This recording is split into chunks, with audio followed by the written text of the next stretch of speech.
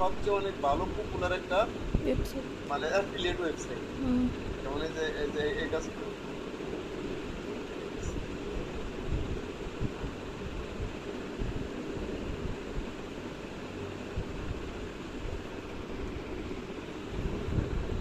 2011 সালে বানানো হয়। হুম।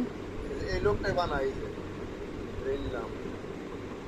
এই 2011 সালে এটা ওয়ারকাটার নামে একটা ওয়েবসাইট বানায়, তা নিউ ইয়র্ক টাইমস কোম্পানির কাছে $30 মিলিয়ন বিক্রি করে দেয়। বুঝছেন?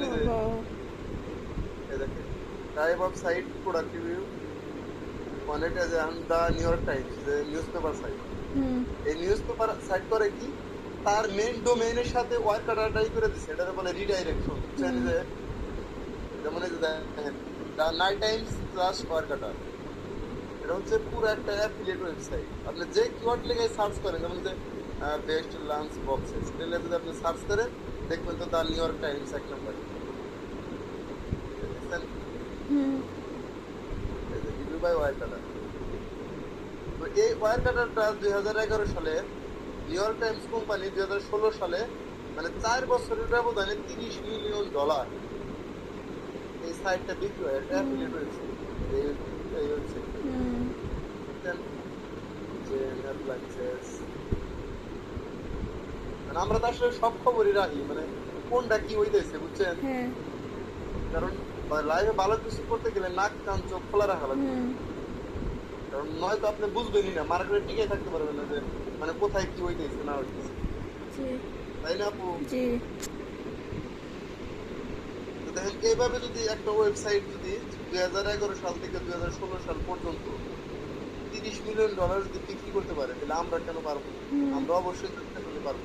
হুম। হতে পারে ওদের কোনো টিম এজেন্সি ছিল, কিন্তু না, এখন টিম এজেন্সি তো আমাদের এআই রাইটার, তাই হুম। না?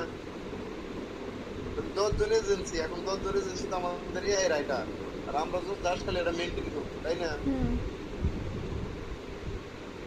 তো অবশ্যই ভালো কিছু করা সম্ভব যদি ইনশাআল্লাহ। মানে প্রচুর পরিমাণে সময়, প্রচুর পরিমাণে এখানে জ্ঞান বা আপনার যে মানে এক্সপিরিয়েন্স গুলো আছে এখানে হুম। আপনি এই করেন, অ্যাপ্লাই করেন। দেখেন, এই যে আমার যে ওয়েবসাইট এখানে অ্যাফিলিয়েট ওয়েবসাইটটা, যেমন এইটাই, এইখানে আমি অনেকগুলো ক্যাটাগরি অ্যাড করছি। হুম। যেমন ক্যাট। এখন একটা একটা একটা যদি প্রয়োজন এটাই, যেমন ধরেন এটাই 10 বেস্ট ক্যাট লিটার বক্সেস, হুম। একটা কিওয়ার্ড যদি মনে করেন যে গুগলে র্যাঙ্ক হয় আপু, হুম।